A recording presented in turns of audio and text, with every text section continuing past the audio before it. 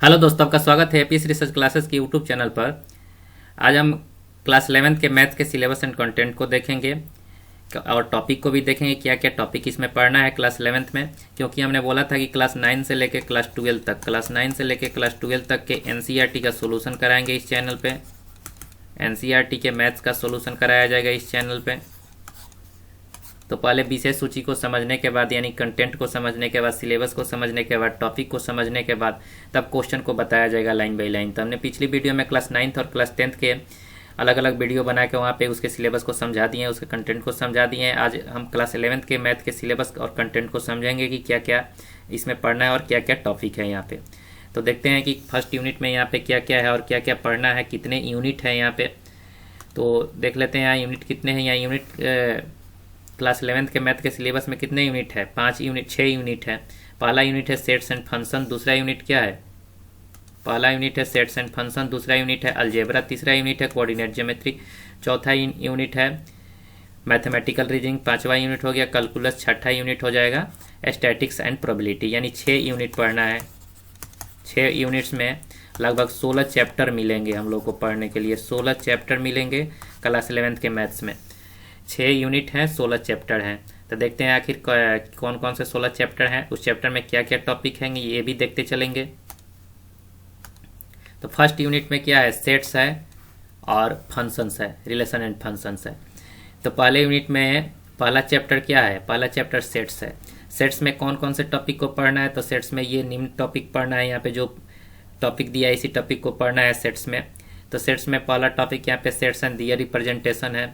फिर empty sets है, finite and infinite sets है, इक्वल सेट है, सब सेट्स है, सब sets of sets, real numbers specially intervals with notations के बारे में, पावर सेट्स है, यूनिवर्सल सेट्स है, वेन डायग्राम के बारे में पढ़ना है, यूनियन एंड इंटरसेक्शंस है, डिफरेंस ऑफ सेट्स है, कॉम्प्लीमेंट ऑफ ए सेट है, प्रॉपर्टीज ऑफ कॉम्प्लीमेंट है। तो ये कितने टॉपिक हो गए? सेट्स चैप्टर में कितने टॉपिक हो रहे हैं? 1 2 3 4 5 6 7 8 9 10 11 12 13। तो 13 टॉपिक पढ़ना है। कितने टॉपिक पढ़ना है? सेट्स में 13 टॉपिक पढ़ना है। सेट्स वाले चैप्टर में 13 टॉपिक पढ़ना है। तो पहले यूनिट में सेट्स एंड रिलेशन फंक्शन है, तो सेट्स में 13 टॉपिक पढ़ना है। आगे देखते हैं रिलेशन एंड फंक्शन में कितने टॉपिक को पढ़ना है हमको। देख लेते हैं आगे कितना है। आगे चैप्टर 2 है रिलेशन एंड फंक्शन। तो रिलेशन एंड फंक्शन में कौन कौन से टॉपिक है, ये टॉपिक देख लेते हैं। यहाँ पे लिखा हुआ है, आप पढ़ भी सकते हैं इसको, आप स्क्रीनशॉट भी ले सकते हैं। ऐसे हम पढ़ के बता रहे हैं कि कौन कौन सा टॉपिक है यहाँ पे रिलेशन एंड फंक्शन में। तो रिलेशन एंड फंक्शन में कौन कौन सा टॉपिक है? Ordered pairs and Cartesian product of sets है। ये रिलेशन एंड फंक्शन बहुत ही इंपॉर्टेंट है। फंक्शन जो है कि फंक्शन बहुत ही इंपॉर्टेंट चैप्टर है, क्योंकि फंक्शन यदि हम लोग ढंग से पढ़े रहेंगे तो कैलकुलस में सहायता मिलेगा अच्छा से। तो यहाँ पे देख लेते हैं टॉपिक कौन कौन सा है। Order pairs and Cartesian products of sets, number of elements in the Cartesian product of 2 finite sets. 2 finite sets के बारे में यहाँ पढ़ना है। Cartesian product of the sets of real up to R into R। Definition of कौन कौन सा definition यहाँ पढ़ना है? रिलेशंस, पिक्टोरियल डायग्राम, डोमेन है, को डोमेन है, रेंज ऑफ रिलेशंस है, function as a special kind of relation from sets of another. ये निम्न टॉपिक जितने भी ये टॉपिक तमाम टॉपिक दिख रहे हैं, ये टॉपिक आपको रिलेशन एंड फंक्शन में पढ़ना है। Pictorial representation of function, domain, codomain and range of functions, real value functions, domain, range of these functions, constant, identity, polynomial, rational, modulus, signum, exponential, logarithm, log के बारे में पढ़ना है इसमें। Exponential to the power x exponential के बारे में। Greatest integer functions with their graphs साथ में पढ़ना है, ग्राफ्स के साथ में। Sum, difference, product and quotients of functions. तो ये रिलेशन एंड फंक्शन चैप्टर में इतने टॉपिक को पढ़ना है। कितने टॉपिक हो रहे हैं? 2 2 4 2 6 2 8 2 10 12 टॉपिक है यहाँ पे, क्योंकि ये तो इसी का टॉपिक हो जाएगा ये फंक्शंस का। तो 10-12 टॉपिक इसमें मान के चलिए कि 12 टॉपिक पढ़ना है फंक्शन वाले चैप्टर में। रिलेशन एंड फंक्शन वाले में उसमें 13 टॉपिक पढ़ना था। तो ये 9th और 10th के सिलेबस से बहुत ही हट के सिलेबस है, क्योंकि 9th और 10th में एक लिमिटेशन था सिलेबस का। यहाँ पे बहुत ब्रॉड टाइप का सिलेबस हो जाएगा, क्योंकि उससे दुगुना मेहनत यहाँ पे करना होगा। दुगुना क्या 3 गुना मेहनत भी कीजिएगा फिर भी कम ही पड़ेगा। तो इसलिए उससे ब्रॉड सिलेबस है यहाँ पे, इस पर बहुत ज़्यादा फोकस करना होगा। 11th क्लास बहुत ही इंपॉर्टेंट क्लास होता है, यदि आप जेई नीट की तैयारी कर रहे हैं तो वहाँ पे ज़रूरत पड़ेगा इसका। आगे देखते हैं तीसरा चैप्टर कौन सा है। तीसरा चैप्टर है ट्रिगोनोमेट्रिक फंक्शन। ट्रिगोनोमेट्रिक फंक्शन बहुत ही इंपॉर्टेंट है, क्योंकि त्रिकोणमिति हम लोग के त्रिकोणमिति कहाँ पढ़े थे, ट्रिगोनोमेट्री हम लोग 10th क्लास में पढ़े थे, वहाँ पे त्रिकोणमिति का परिचय पढ़े होंगे, यानी इंट्रोडक्शन टू ट्रिगोनोमेट्री पढ़े होंगे। यहाँ पे ट्रिगोनोमेट्रिक फंक्शंस के बारे में पढ़ना है, तो वहाँ पे जो भी चीज़ पढ़े हैं उसका भी ज़रूरत यहाँ पे पड़ेगा, क्लास 10th में जो भी चीज़ पढ़े हैं। तो इंट्रोडक्शन टू ट्रिगोनोमेट्रिक फंक्शन ये पहला टॉपिक हो जाएगा। दूसरा टॉपिक है positive and negative angles. Positive angles and negative angles के बारे में पढ़ना होगा यहाँ पे। तीसरा टॉपिक है measuring angles in radiance and degree, conversion of into other, definition of trigonometric functions with help of unit circle, truth of the sin square plus cos square equal to 1, क्या ये सही है, इसको प्रूव करना है यहाँ पे। for all the x, science of trigonometric functions, domain and range of trigonometric functions, graphs of trigonometric functions, expressing sin x plus minus y and cos x plus minus y in terms of sin x, sin y, cos x and cos y and their simple applications, identity related to sin 2x, cos 2x, tan 2x, sin 3x, cos 3x and tan 3x, इन सब चीज़ों के बारे में पढ़ना है। यहाँ पे बहुत सारे फार्मूला आपको याद करना होगा, तो ये सब फार्मूला याद करवाया जाएगा, बहुत ही शॉर्ट तरीके से याद करवाया जाएगा, अच्छा तरीके से, जो कि परमानेंटली आपको याद रहे, क्योंकि इसमें जब तक आप फार्मूला नहीं याद रखिएगा तो कोई उपाय नहीं है, फार्मूला याद करना ही करना है। तो ट्रिगोनोमेट्रिक फंक्शन में नेक्स्ट टॉपिक है यहाँ पे general solution of trigonometric equations of type sine y equal to sine a, cos y equal to cos a and tan y equal to tan a. तो ये लगभग कितने टॉपिक हो जा रहे हैं, 2, 2, 4, 2, 6, 2, 8, 2, 10, 1, 11 टॉपिक यहाँ पे पढ़ना है। ट्रिगोनोमेट्रिक फंक्शन में कितने टॉपिक पढ़ना है, 11 टॉपिक पढ़ना है। ट्रिगोनोमेट्रिक फंक्शन में 11 टॉपिक को पढ़ना है, बहुत ही ध्यान से पढ़ना होगा, क्योंकि इसका यूज कैलकुलस में बहुत अच्छा तरीके से होगा, क्योंकि कैलकुलस में इसका ज़रूरत पड़ता है, इसके फार्मूले का ज़रूरत पड़ता है, इसके कॉन्सेप्ट का ज़रूरत पड़ता है, तो इसको ध्यान से पढ़ना होगा। नेक्स्ट चैप्टर देखते हैं। नेक्स्ट सेकंड यूनिट में कौन कौन सा चैप्टर है। सेकंड यूनिट में अलजेब्रा है, तो सेकंड यूनिट में अलजेब्रा है, तो यहाँ पे कौन कौन सा चैप्टर पढ़ना है, प्रिंसिपल ऑफ मैथमेटिकल इंडक्शन के बारे में पढ़ना है। ये उतना खास कोई चैप्टर नहीं है, लेकिन इसको भी पढ़ लेना चाहिए।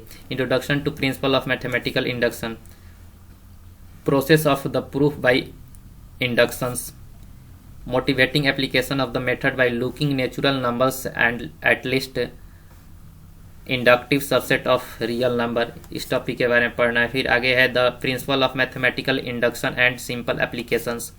तो यहाँ पे आपको बहुत कुछ समझ में नहीं आ रहा होगा, लेकिन जैसे आपको बताया जाएगा वहाँ पे, जैसे चालू किया जाएगा सिलेबस को, सब कुछ समझ में आने लगेगा। क्योंकि अब यहाँ तो इंट्रोड्यूस कराया जा रहा है, सिलेबस से केवल आपको इंट्रोड्यूस कराया जा रहा है कि क्या क्या पढ़ना है, कितना ब्रॉड सिलेबस है क्या नहीं है, इस चीज़ से आपको इंट्रोड्यूस कराया जा रहा है। तो इसलिए आपको यहाँ पे बहुत चीज़ें समझ में नहीं आएगा, लेकिन जैसे ही आपको टॉपिक चालू किया जाएगा, जहाँ से जो भी यूनिट चालू हो, पहले कोई भी यूनिट चालू हो सकता है, हम तो अलजेब्रा यूनिट को चालू करते हैं और complex number and quadratic equation को पढ़ाते हैं। तो यहाँ पे जो भी यूनिट चालू होगा, जैसे ही यूनिट चालू होगा आपका, तब जाके समझ में आएगा। ऐसे तो आपको केवल रिव्यू देखते चलना है कि क्या क्या है, क्या क्या टॉपिक है, क्या क्या कंटेंट है, क्या क्या चीज़ें हैं यहाँ पे, इस चीज़ों को केवल देखते चलना है, क्योंकि बहुत सारा चीज़ें समझ में नहीं आएगा। अभी जैसे आपको बताया जाएगा वैसे वैसे समझ में आते चला जाएगा। तो यहाँ पे अब नेक्स्ट चैप्टर है, यहाँ पे पांचवा चैप्टर क्या है, पांचवा चैप्टर है complex numbers and quadratic equation है। ये सारा सिलेबस एनसीईआरटी के हिसाब से हम लेके बता रहे हैं, एनसीईआरटी बुक में जो है उसके हिसाब से बताया जा रहा है। रेफरेंस बुक में पार्ट वाइज बांट दिया है, चैप्टर को ज़्यादा कर दिया है, तो उसके अनुसार हम नहीं चल रहे हैं, यहाँ पे एनसीईआरटी बुक के अनुसार चला जा रहा है। एनसीईआरटी बुक में जैसे दिया है वैसे बताया जा रहा है आपको। तो पांचवा चैप्टर है complex number and quadratic equation, need for complex numbers specially root under 1 to be motivated in ability to solve some of the quadratic equations, ये टॉपिक हो जाएगा। फिर अलजेब्रिक प्रॉपर्टीज कॉम्प्लेक्स नंबर हो जाएगा, Argand plane and polar representation of complex number, statement of fundamental theorem of algebra हो जाएगा, solution of quadratic equation in the complex number system हो जाएगा, ठीक है। नंबर सिस्टम का बहुत ही भूमिका है कहीं भी, तो नंबर सिस्टम को बहुत ही अच्छा तरीके से पढ़ना होगा। कहीं भी आप रहिए, नंबर सिस्टम को एक बार रिवाइज मार जाइए यदि आपको मैथ्स पढ़ना है तो। ठीक है। Square roots of complex number, इसके बारे में यहाँ पे पढ़ना है। तो यहाँ पे सेकेंड यूनिट में चौथे चैप्टर में 4 टॉपिक पढ़ना है, यहाँ पे 5-6 टॉपिक पढ़ना है, 2-2-4-6 टॉपिक पढ़ना है। Complex number and quadratic equation में 6 टॉपिक है।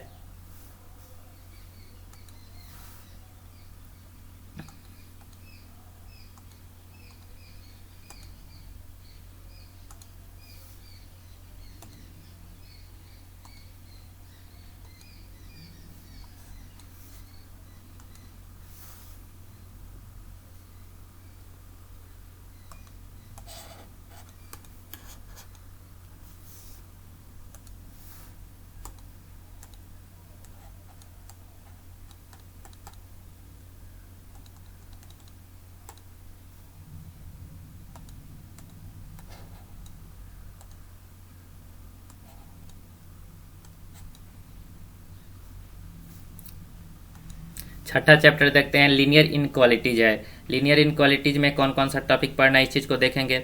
लीनियर इनक्वालिटीज बहुत ही इंपॉर्टेंट चैप्टर है, तो इस चीज़ों को देखेंगे कि लीनियर इनक्वालिटीज में कौन कौन सा चैप्टर पढ़ना है। तो लीनियर इनक्वालिटीज में क्या क्या, इंट्रोडक्शन टू लीनियर इनक्वालिटीज पहला टॉपिक है। दूसरा टॉपिक है algebraic solution of linear inequalities in one variable and their representation of the number line, इस चीज़ के बारे में पढ़ना है। फिर आगे है graphical solutions of linear inequalities in 2 variables के बारे में पढ़ना है। फिर graphical solution of system of linear inequalities in 2 variables. तो ये 4 टॉपिक पढ़ना है लीनियर इनक्वालिटी चैप्टर में। ठीक है। अगला चैप्टर जो है कौन सा चैप्टर है, परमुटेशन एंड कॉम्बिनेशन, बहुत ही इंपॉर्टेंट चैप्टर है। ये कंपटीशन की दृष्टि से बहुत ही इंपॉर्टेंट चैप्टर है। हर एक कंपटीशन के एग्जाम में पूछा जाता है, चाहे आपके बोर्ड के एग्जाम में भी पूछा जाएगा। बोर्ड के एग्जाम यानी 11th में सिलेबस है तो 11th में पूछा जाएगा। कुछ टॉपिक हो सकता है 12th में भी आ जाए, लेकिन 11th के लिए ये सबसे इंपॉर्टेंट चैप्टर है, परमुटेशन एंड कॉम्बिनेशन। ठीक है। परमुटेशन एंड कॉम्बिनेशन में कौन कौन सा टॉपिक है ये देख लेते हैं। परमुटेशन कॉम्बिनेशन में है introduction to permutation and combination, यानी इसे इंट्रोड्यूस कराया जाए कि आखिर परमुटेशन एंड कॉम्बिनेशन क्या क्या है। अगला है फंडामेंटल प्रिंसिपल ऑफ काउंटिंग। फिर है फैक्टोरियल एन है। फिर परमुटेशन एंड कॉम्बिनेशन है, फैक्टोरियल एन का derivative of formula and their connections, formula से क्या क्या कनेक्शन। आगे है सिंपल एप्लीकेशंस के बारे में पढ़ना है यहाँ पे। तो यहाँ पे 7वां चैप्टर तक हो गया। आगे चैप्टर देखते हैं कि आगे कौन सा चैप्टर है। तो इसमें 4 टॉपिक यहाँ पे है छठा चैप्टर में, और 7वां चैप्टर में कितने टॉपिक है, यहाँ पे 6 टॉपिक है।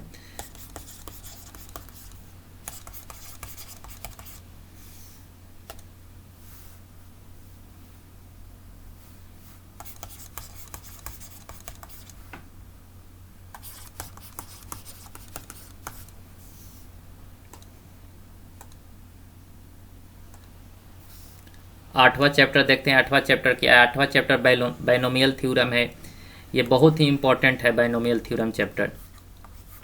बाइनोमियल थ्योरम चैप्टर में क्या क्या पढ़ना है, तो बाइनोमियल थ्योरम चैप्टर में बाइनोमियल थ्योरम की हिस्ट्री पढ़ना है। फिर statement and proof of the binomial theorem, positive integral indices के बारे में पढ़ना है। फिर पास्कल्स ट्रायंगल के बारे में पढ़ना है, pascal triangles, general and middle term of the binomial expansions. फिर अगला टॉपिक है सिंपल एप्लीकेशंस के बारे में, यानी यहाँ पे 5 टॉपिक पढ़ना है। कितना टॉपिक पढ़ना है इस चैप्टर में, इस चैप्टर में 5 टॉपिक पढ़ना है। बाइनोमियल थ्योरम वाले चैप्टर में कितने टॉपिक को पढ़ना है, 5 टॉपिक को पढ़ना है बाइनोमियल थ्योरम वाले चैप्टर में। नेक्स्ट चैप्टर देखते हैं, सीक्वेंस एंड सीरीज है। सीक्वेंस एंड सीरीज मतलब इसमें एपीजीपी के बारे में पढ़ना होगा, जीएम के बारे में पढ़ना होगा, एएम के बारे में पढ़ना होगा। API means arithmetic progression, GPI means geometric progression. तो यहाँ पे AP GP and sequence and series इस चैप्टर का नाम है। तो इस चैप्टर में सीक्वेंस एंड सीरीज में एपीजीपी मिलेगा, एएम मिलेगा, अर्थमेटिक मीन मिलेगा, ज्योमेट्रिक मीन मिलेगा, जिसको जीएम कहते हैं। तो यहाँ पे सीक्वेंस एंड सीरीज वाले चैप्टर में क्या क्या है, सीक्वेंस एंड सीरीज वाले चैप्टर में टॉपिक कौन कौन सा है, सीक्वेंस एंड सीरीज है, अर्थमेटिक प्रोग्रेशन यानी एपी है, अर्थमेटिक मीन यानी एएम है, फिर ज्योमेट्रिक प्रोग्रेशन जीपी है, फिर arithmetic and geometric series infinite GP its sum, इसके सम के बारे में पढ़ना है। फिर ज्योमेट्रिक मीन के बारे में पढ़ना है। फिर relations between am and GM यानी एएम एंड जीएम यानी arithmetic mean and geometric mean के बारे में पढ़ना है। ठीक है। तो 9वें वाले चैप्टर में कितने टॉपिक है, 9 वाले चैप्टर में 2 टॉपिक, 2 4 2 6 7 टॉपिक पढ़ना है इसमें। 9वां चैप्टर सीक्वेंस सीरीज में 7 टॉपिक पढ़ना है। आगे देखते हैं 10वां चैप्टर में क्या क्या है।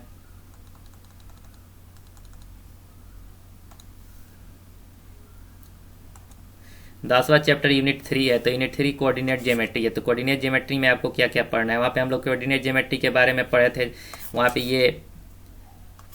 ये सब चीज़ें पढ़े थे, प्रथम चतुर्थांश, द्वितीय चतुर्थांश, तृतीय चतुर्थांश, ये चतुर्थांश, इन सब चीज़ों के बारे में वहाँ पे पढ़े थे क्लास 9th और 10th में। लेकिन यहाँ पे थोड़ा सा कुछ अलग है, उन सब चीज़ों को भी ध्यान में रखना है, लेकिन थोड़ा सा यहाँ पे कुछ अलग आपको मिलेगा। स्ट्रेट लाइन के बारे में पढ़ना है यहाँ पे।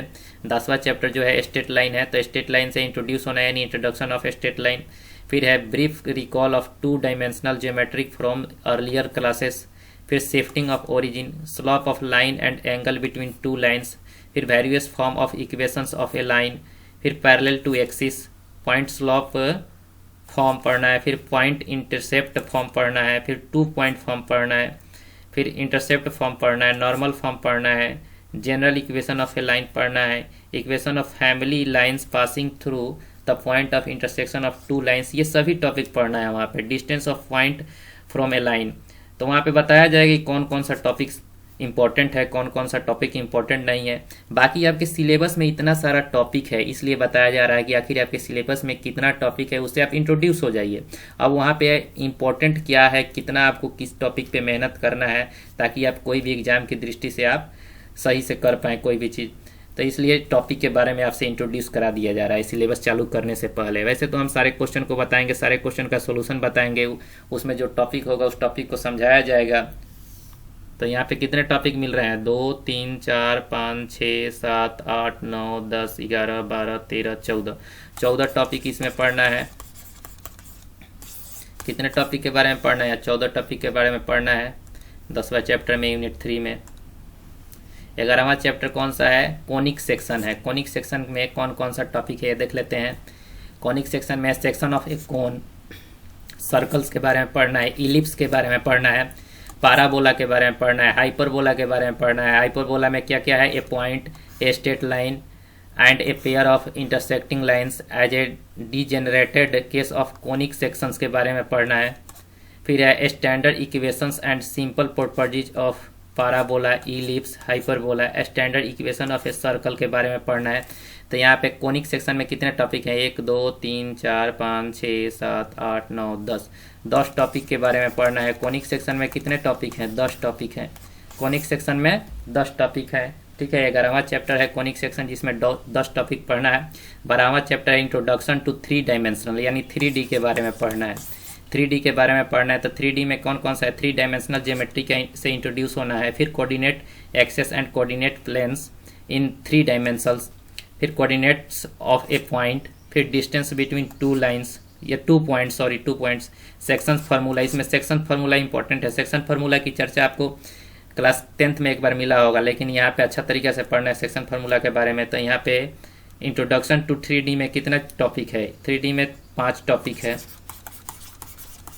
3D में कितने टॉपिक हैं, 5 टॉपिक के बारे में पढ़ना है यहाँ पे। अगला चैप्टर देखते हैं, अगला चैप्टर कौन सा है।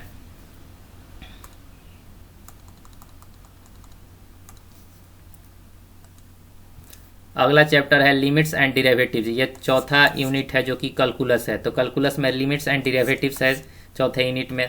तो लिमिट्स है, फिर डेरिवेटिव्स है, लिमिट्स ऑफ ट्रिग्नोमेट्रिक फंक्शंस है, फिर algebra of derivatives of A functions है।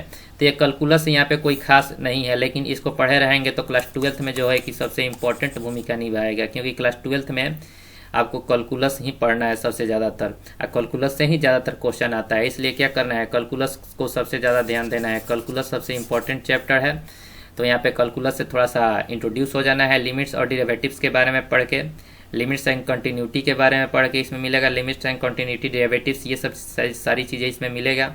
तो इसमें कितने टॉपिक हो जा रहे हैं, इसमें 4 टॉपिक हो जा रहे हैं इस यूनिट में, और इस चैप्टर में 13वें चैप्टर में 4 टॉपिक हो जा रहे हैं। लास्ट यूनिट देखते हैं, लास्ट यूनिट में कौन कौन सा चैप्टर है। लास्ट यूनिट में है स्टैटिक्स एंड प्रोबेबिलिटी। तो स्टैटिक्स के बारे में देखते हैं, 15वां चैप्टर स्टैटिक्स के बारे में क्या क्या पढ़ना है। तो इंट्रोडक्शन ऑफ स्टैटिक्स, फिर मेजर्स ऑफ डिस्पर्सन, फिर रेंज, फिर mean deviation, variance, standard deviation of grouped and grouped data, फिर analysis of frequency distributions with equal means of different variance, इन सब चीज़ों के बारे में पढ़ना है। तो इसमें कितने टॉपिक हो जा रहे हैं? इसमें 7 टॉपिक हो जा रहे हैं। स्टैटिक्स में कितने टॉपिक हो जा रहे हैं? स्टैटिक्स में 7 टॉपिक हो जा रहे हैं। प्रोबेबिलिटी लास्ट चैप्टर है, प्रोबेबिलिटी चैप्टर में देखते हैं कितने टॉपिक हैं और क्या क्या पढ़ना है। तो प्रोबेबिलिटी चैप्टर बहुत ही इंपॉर्टेंट है, थोड़ा सा 9th-10th से बिल्कुल अलग मिलेगा यहाँ पे, लेकिन 9th-10th का कंसेप्ट भी आपको याद होना चाहिए, क्योंकि 9th-10th क्या है, वहाँ से 0 लेवल से चालू होता है प्रोबेबिलिटी और यहाँ पे हाई लेवल तक जाता है प्रोबेबिलिटी। तो प्रोबेबिलिटी में देखते हैं क्या क्या है। प्रोबेबिलिटी में है, प्रोबेबिलिटी लास्ट चैप्टर है, प्रोबेबिलिटी में प्रोबेबिलिटी इंट्रोडक्शन है, फिर रैंडम एक्सपेरिमेंट्स है, फिर आउटकम्स है, फिर सैम्पल स्पेसेज है जिसे सेट रिप्रेजेंटेशन कहते हैं, टाइप्स ऑफ इवेंट्स है, occurrence of events not and or events है, फिर एक्सहॉस्टिव इवेंट्स है, म्यूचुअली एक्सक्लूसिव इवेंट्स है, एक्सियोमेटिक सेट थ्योरेटिक प्रोबेबिलिटी है, फिर connections with the theories of earlier classes है, probability of an event, probability of not and or event है। तो यहाँ पे कितने टॉपिक हो रहे हैं? 1 2 3 4 5 6 7 8 9 10 11 12 13 टॉपिक है यहाँ पे। तो यहाँ पे 13 टॉपिक पढ़ना है प्रोबेबिलिटी में, 13 टॉपिक, फिर 7 टॉपिक 20 टॉपिक हो जा रहा है, फिर यहाँ पे 4 टॉपिक 24 टॉपिक टोटल, फिर यहाँ पे 15 टॉपिक हो जा रहा है, तो 24 10 34, 34 5 39 टॉपिक हो गया, 39 1 40, 40 10 50, 50 3 53 टॉपिक हो गया टोटल।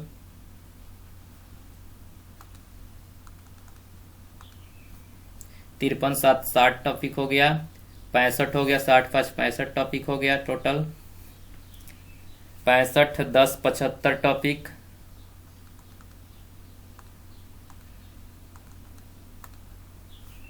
75 10 85, 85 और 21 कितना हो जाएगा? 85 10 95, 95 96, 106 हो जाएगा, 106 और 12 टॉपिक 118 टॉपिक। टोटल कितने टॉपिक हो रहे हैं? 118 और 13, 118 और 13 कितने टॉपिक हो जा रहे हैं? 8 3 11 और 1 1 2 और 1, टोटल 121 टॉपिक पढ़ना है। हम लोगों को टोटल कितने टॉपिक पढ़ना है? यहाँ पे कितने टॉपिक के बारे में पढ़ना है क्लास 11th में? क्योंकि क्लास 11th का सिलेबस देख रहे थे हम लोग, क्लास 11th के मैथ का सिलेबस देख रहे थे यहाँ पे। तो क्लास 11th के मैथ के सिलेबस में कितने टॉपिक पढ़ना है? 121 टॉपिक के बारे में पढ़ना है। 121 टॉपिक हो जा रहा है, 16 चैप्टर है, 16 चैप्टर है, 121 टॉपिक है, और यूनिट कितना है? यूनिट आपको यहाँ पे 6 यूनिट है, यूनिट 6 है। क्लास 11th में यूनिट कितना है? यूनिट 6 है। टॉपिक कितना है? टॉपिक 121 टॉपिक है और यूनिट 6 है। यूनिट 6 हो जा रहा है, 121 टॉपिक हो जा रहा है, 16 चैप्टर हो जा रहा है। क्लास 11th का सिलेबस है, ठीक है। क्लास 9 से लेकर 12 तक के सिलेबस को हम समझाएंगे पहले, फिर उसके बाद टॉपिक को समझाएंगे, टॉपिक वाइज फिर उस पर जो क्वेश्चन होगा उस क्वेश्चन को समझाएंगे, फिर जो बुक में जो क्वेश्चन दिया रहेगा एनसीईआरटी का उसको लाइन वाइज सभी क्वेश्चनों का सॉल्यूशन करा दिया जाएगा, ठीक है। तो क्लास 11th के सिलेबस को हम लोग समझ लिए कि क्लास 11th के सिलेबस में 6 यूनिट है, 16 चैप्टर है और 121 टॉपिक के बारे में पढ़ना है। मान के चलिए 130 टॉपिक, थोड़ा सा तोड़ मरोड़ के 130 टॉपिक तक पहुँच जाएगा, 150 टॉपिक तक मान लीजिए इसको, क्योंकि तोड़ देंगे छोटा छोटा करके तो 150 टॉपिक तक पहुँच जाएगा। नहीं तो वैसे आप लोग 120-21 टॉपिक मानिए और 16 चैप्टर मानिए और 6 यूनिट है। तो इतना सब चीज़ क्लास 11th के मैथ के सिलेबस में है। तो ये सब चीज़ों को आप ध्यान से देख लीजिए कि क्या क्या हमने बताया है।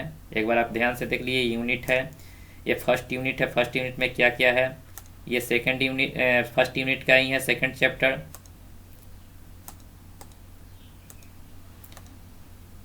थर्ड चैप्टर है, ये सेकंड यूनिट का 4th और 5 चैप्टर है,